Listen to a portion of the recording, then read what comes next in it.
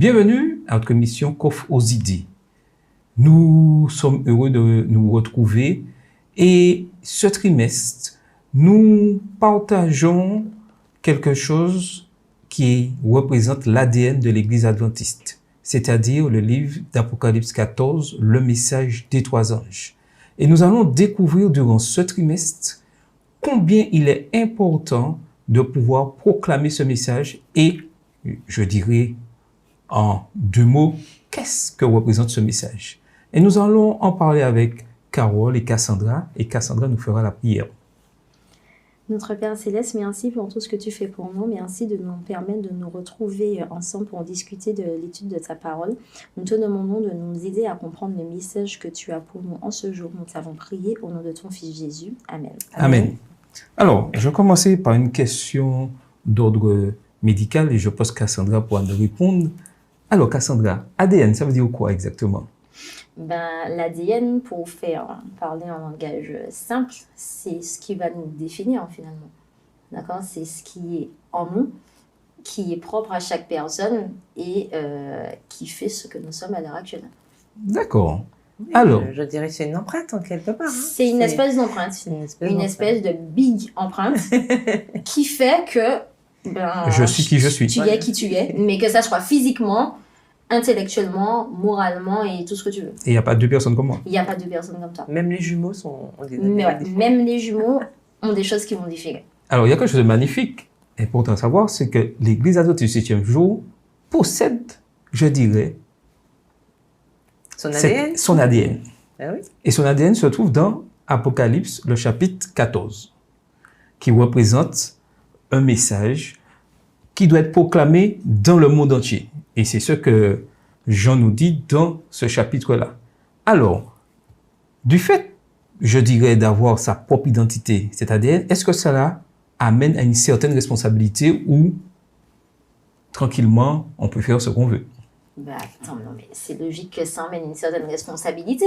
Non mais attends, toi, tu as ton ADN. Tu ne voudrais pas qu'on te dise du n'importe quoi de toi. Tu vois, tu veux qu'on te respecte, hein, d'accord? Tu vois, tu te responsabilises, tu vas donner une certaine image de toi et tu t'attends à ce que les gens voient cette image que tu leur donnes. Et une image, bien évidemment, positive. Parce que sinon, c'est pas logique.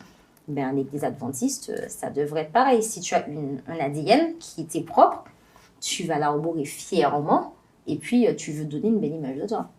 Oui, c'est sûr, parce que normalement, comme on dit, c'est une marque déposée. En quelque part, on a notre marque de fabrique. Et en général, quand on a une marque de fabrique, c'est qu'on veut que ce qu'on transmet puisse tout à fait refléter l'image qu'on veut donner. Hein, on a un message, on a une mission, et forcément, l'Église, dans toute, son entièreté, je dirais ça comme ça, dans tous les domaines, en fait, on doit justement respecter cela. D'ailleurs, c'est pour ça qu'on a notre fameux logo, qui est international, parce que partout où on passe, on doit pouvoir reconnaître l'Église adventiste du 7e jour. Et c'est pareil, donc nous devons aussi nous atteler à faire des choses qui correspondent à notre cahier des charges, puisqu'en même temps, c'est notre cahier des charges. Donc, prenons la Bible pour voir vraiment ce que dit Apocalypse 14, les versets 6 à 12. Alors, je lis Apocalypse 14, versets 6 à 12. Je vis un autre ange qui volait par le milieu du ciel, ayant un évangile éternel pour l'annoncer aux habitants de la terre, à toute nation, à toute tribu, à toute langue et à tout peuple. Il disait d'une voix forte, « Craignez Dieu et donnez-lui gloire, car l'heure de son jugement est venue, et adorez celui qui a fait le ciel et la terre et la mer et les sources d'eau. » Et un autre, un second ange suivit en disant, « Elle est tombée Babylone, la grande, qui a abreuvé toutes les nations du vin de la fureur de son impudicité. » Et un autre, un troisième ange les suivit, en disant d'une voix forte, « Si quelqu'un adore la bête et son image, et reçoit une marque sur son front ou sur sa main, il boira lui aussi du vin de la fureur de Dieu, versé 100 000 anges dans la coupe de sa colère, et il sera tourmenté dans le feu et le soufre devant les saints anges et devant l'agneau. Et la fumée de leur tourment monte au siècle des siècles, et ils n'ont de repos ni jour ni nuit, ceux qui adorent la bête et son image, et quiconque reçoit la marque de son nom. C'est ici la persévérance des saints qui gardent les commandements de Dieu et la foi de Jésus. Donc, durant tout ce trimestre, nous allons partager, nous allons décortiquer, je dirais, ces versets qui représentent, je dirais, l'identité même de l'Église adventiste du 7e jour. Donc, ça veut dire, si l'Église adventiste du 7e jour a une identité, ça veut dire qu'elle n'est pas comme les autres. Oui. Oui, c'est vraiment le cas de le dire. Et malheureusement, je pense que souvent on oublie cet aspect des choses. C'est-à-dire que comme on a une identité, on ne doit pas ressembler aux autres. Et c'est là toute l'astuce, parce que parfois on se pose la question, est-ce qu'on n'est pas un petit peu en dehors de cet aspect des choses, parce que... Ça, je pense qu'on oublie surtout que, en fait, si on décide de faire partie de l'Église adventiste, ça veut dire que l'on adopte, en fait, cette identité. Et que cette identité devient la nôtre. Et au-delà de ce que l'Église en elle-même va renvoyer, chaque personne individuellement, chaque jeune a quelque chose à renvoyer.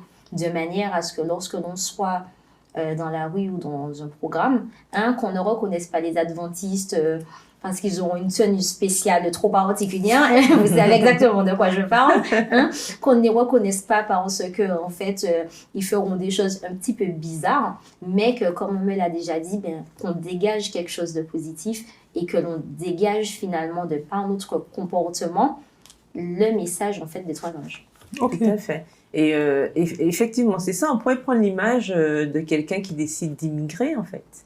Et malheureusement, parfois, à l'Église, on est à l'image de cette nouvelle société où on a des personnes qui décident effectivement de changer de pays, mais qui oublient qu'une fois que j'ai changé de pays et que, par exemple, je deviens naturalisée dans ce pays, forcément, j'adopte la nationalité. Donc, ça veut dire que je dois refléter ce pays qui m'accueille.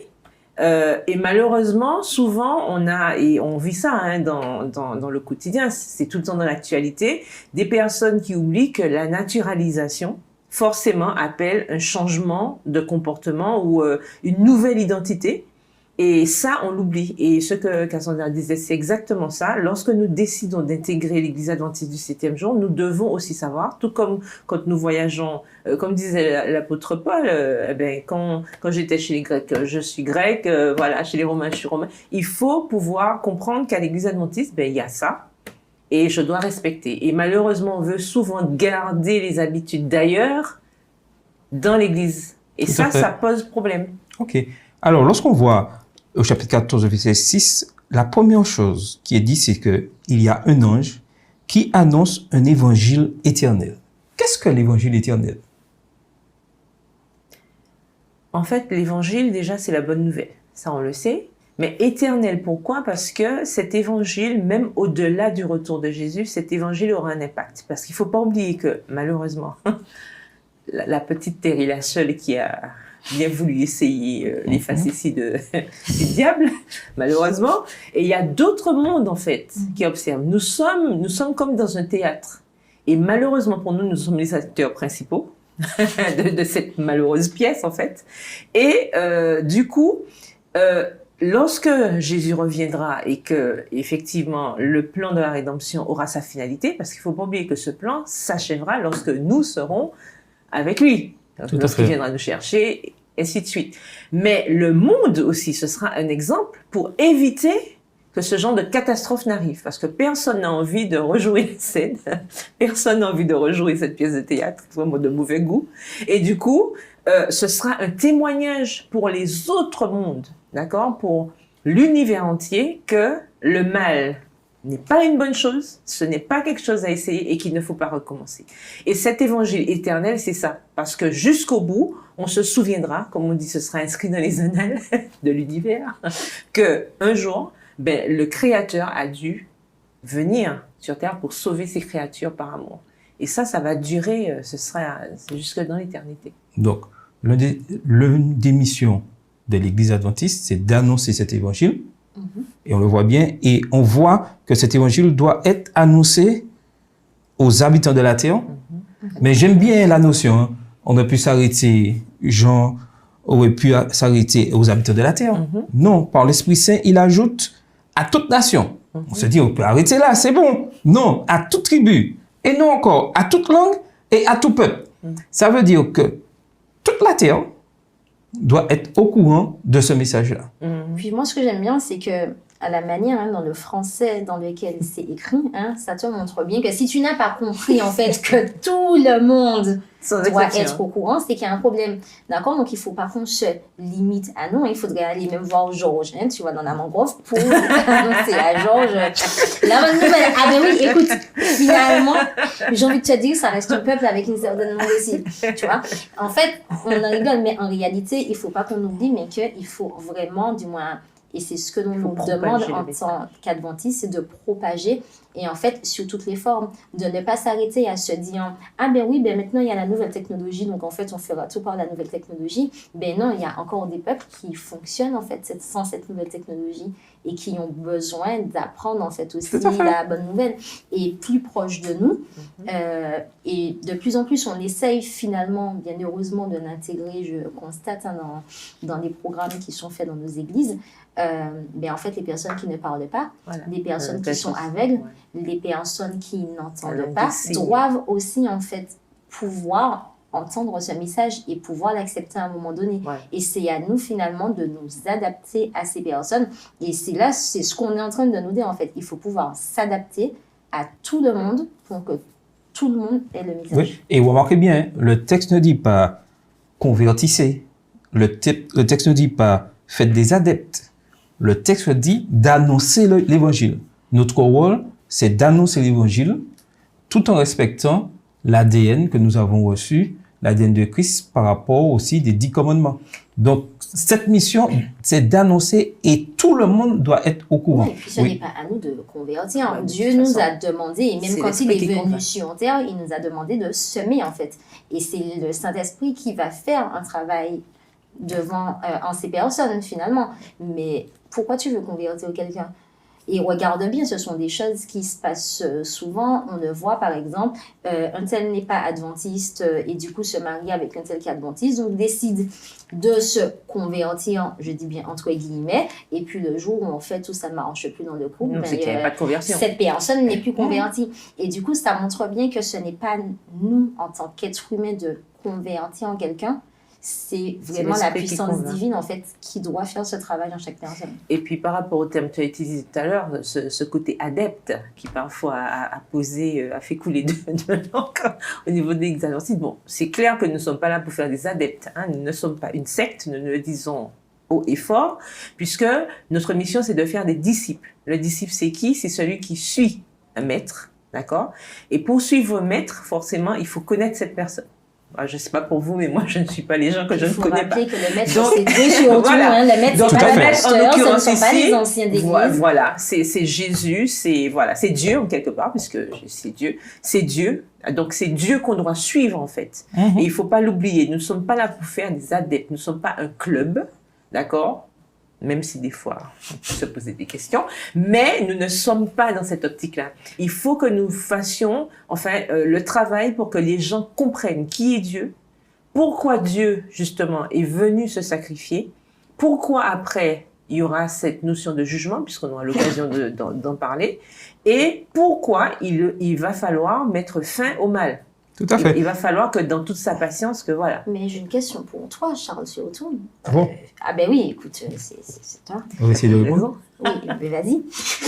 Et finalement, parce que tu vois, ce que Carole dit est bien beau, mais est-ce qu'on le fait réellement? Ah, très bonne question, ça. Très bonne question. Mais c'est là. Alors, je réponds en toute clarté. Dans, je dirais, les doctrines, l'ADN de l'Église adventiste, oui, le message se fait, la proclamation de l'évangile se fait, tout est fait pour que ce message soit propagé. D'accord, tu m'as dit que tout est fait. Oui. Est-ce que tous tes membres d'église, est-ce que tous les jeunes, on va rester simple, allez, juste dans ton église, je te demande même pas sur la Martinique, connaissent à l'heure actuelle les doctrines. Mais tu as devancé la suite de ce que je disais. Le problème c'est que nous sommes des humains. Nous sommes pécheurs. Et tant que nous ne laissons pas la parole de Dieu, l'Esprit Saint travailler en nous, il y aura toujours, je dirais, entre guillemets, des brebis galeuses Et la Bible dit bien que dans l'Église, l'ivraie et le bon grain doivent grandir ensemble. La question aujourd'hui, c'est pas se poser, est-ce que tous les membres accomplissent, respectent l'ADN de l'Église adventiste? La question, est-ce que moi, personnellement, je fais tout ce que la parole de Dieu, ce message du premier ange me dit? Et c'est une question que chacun doit se poser, chaque jeune doit se poser. Est-ce que je fais? Ne pas attendre que le collectif le fasse. Parce que si j'attends sur le collectif, Je ferai rien. je vais rien faire. Clairement, oui. Et c'est là que j'inverse la question. C'est est-ce que moi, j'accomplis ce que la parole de Dieu nous dit par ce message du Parce premier que je pense ange? qu'on a souvent tendance à oublier que pour semer, il faut déjà connaître. Oui, Ce sont des choses qu'on voit souvent dans nos églises. Désolé, au risque de piquer. On va souvent voir des personnes qui vont se mettre du haut de la chair à vouloir aller prêcher X ou Y choses, mais en fait, qui n'ont pas compris ce qui manquait, qui ne connaissent pas. Comment tu peux semer si tu ne connais pas? Et je pense que c'est là que justement, chaque jeune devrait faire un travail dès son plus jeune âge, mais en fait, pour apprendre ce message et comprendre ce message et le vivre, et c'est comme ça qu'on va pouvoir l'apporter à d'autres personnes. tout à fait. Et ça, c'est très, très, très important.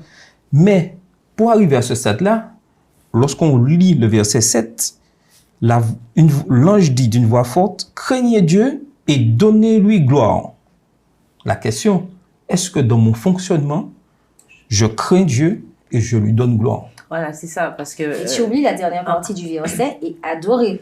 Est-ce que l'on adore réellement? Tout à fait. Ou qui on adore. Et qui on adore? Parce que Oui. Comment on le fait? Voilà. Et comment on le fait? Parce qu'en fait, c'est ce que je voulais dire par rapport pardon, à ce qu'on disait tout à l'heure. C'est vrai que l'Église, c'est comme un grand tamis, en fait. Voilà. Et dans un tamis, on sait qu'il y a de tout. Mais il faut savoir que au fur et à mesure, le tamis, voilà, l'idée, c'est de secouer et au final, on a ce qu'on va utiliser. Donc, il faut bien se rendre compte que l'idée n'est pas d'agir en grand groupe, effectivement, mais il y a ce travail personnel à faire, puisqu'on parle de ministère personnel, n'est-ce pas? Il y a ce travail personnel à faire déjà. Et c'est quand on a le travail personnel qui est fait qu'on peut interagir en groupe après. Mais souvent, on prend la chose à l'envers.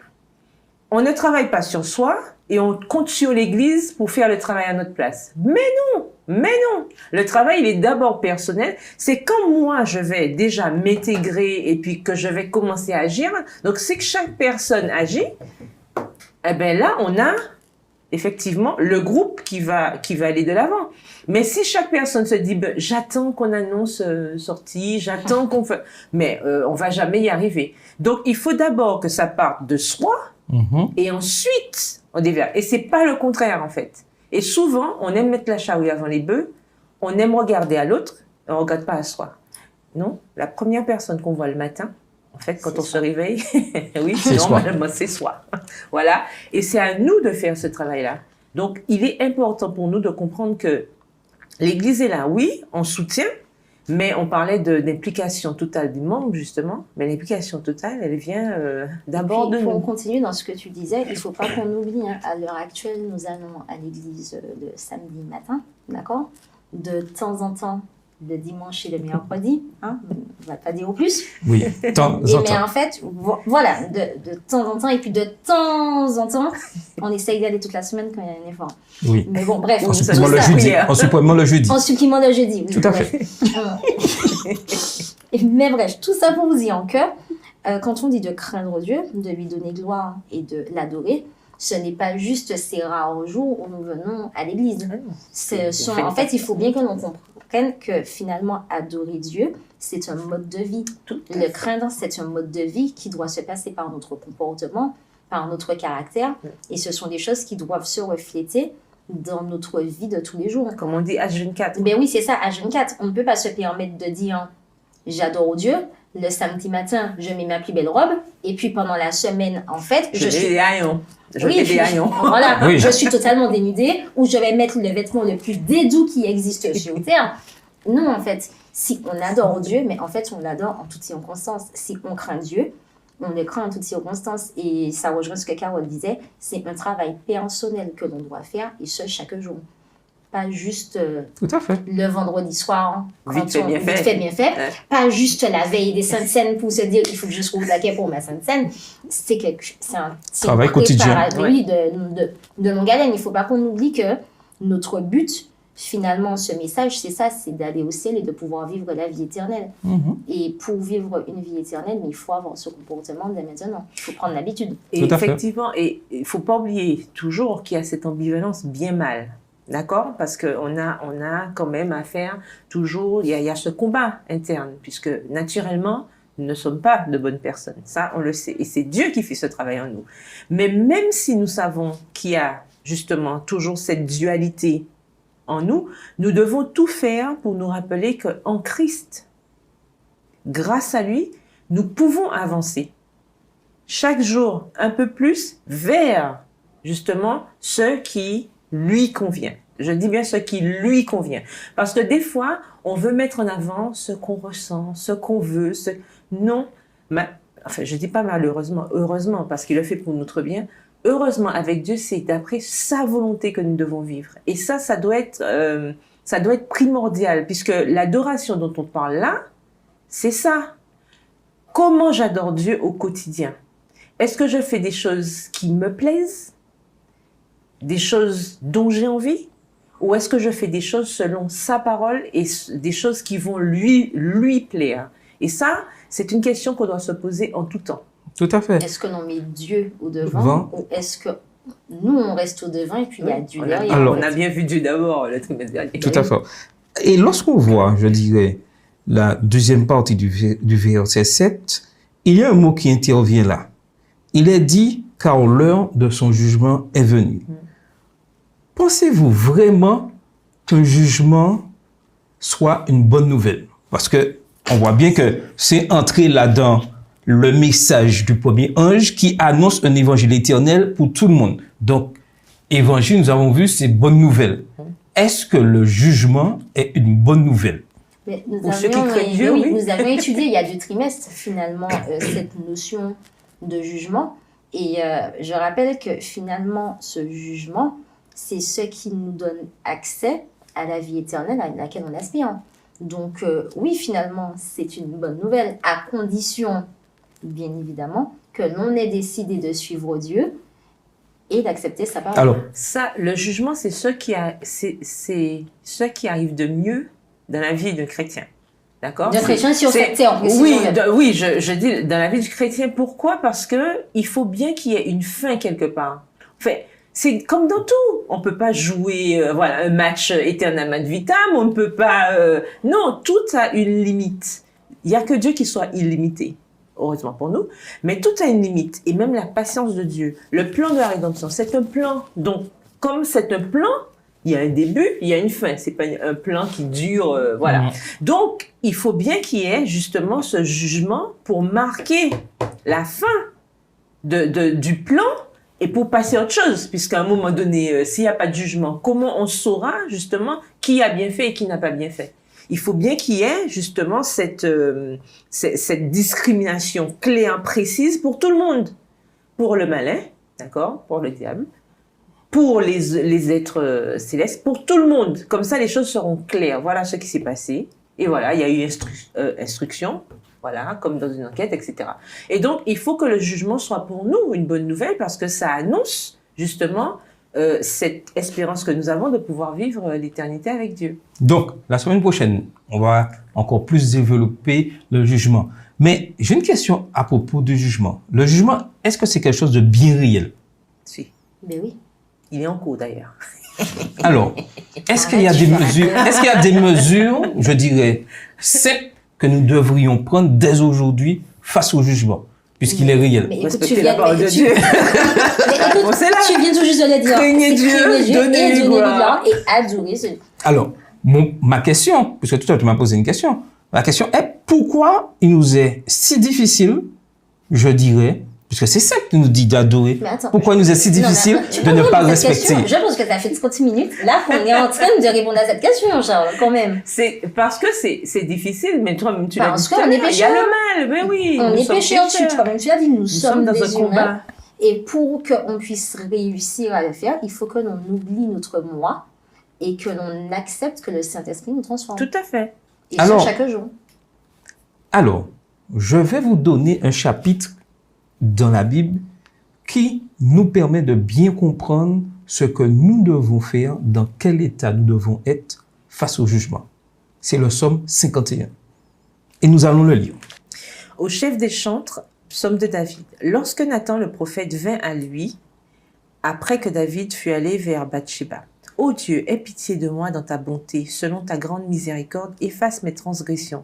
Lave-moi complètement de mon iniquité et purifie-moi de mon péché, car je reconnais mes transgressions et mon péché est constamment devant moi.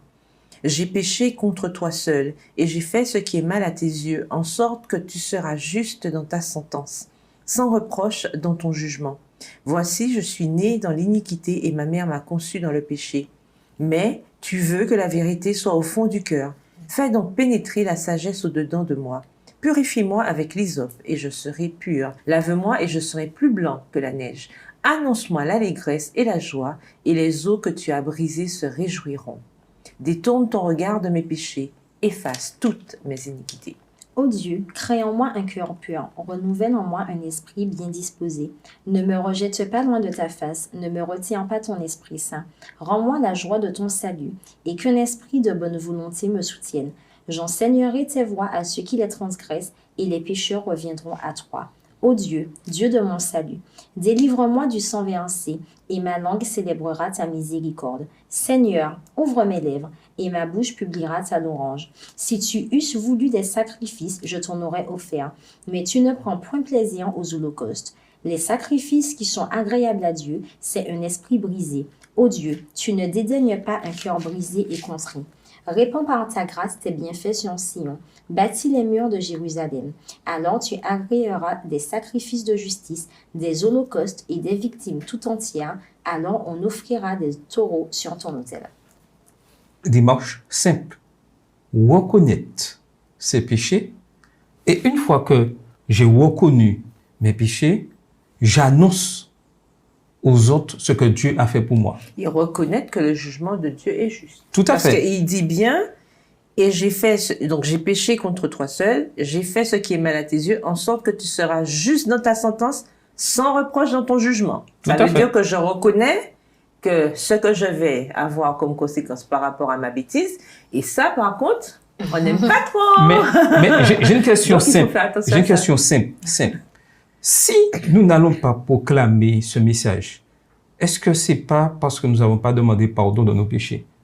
Donc tu veux dire c'est par culpabilité, c'est ça? Je dirais pas par culpabilité, je dirais tout simplement parce qu'on préfère rester dans le déni de nos Malheureusement. péchés. Et on préfère ne pas reconnaître parce que finalement, j'ai envie de dire, un porc il est bien dans sa boue. Hein. Ben, toi, quand tu es dans tes péchés, tu es bien dans tes péchés, tu n'as pas forcément envie de reconnaître et de sortir en fait de ton truc parce que tu sais que tu auras du travail et que ça va te donner en fait du fil à retordre quand même de passer de la saleté, désolé d'expression, à la propreté. Et ça demande de sacrifice. Exactement. Et le mot sacrifice, en fait, pose souvent problème parce que qui dit sacrifice dit abandon. Et on a du mal souvent à abandonner les choses qui nous empêchent d'avancer dans la direction que Dieu nous demande.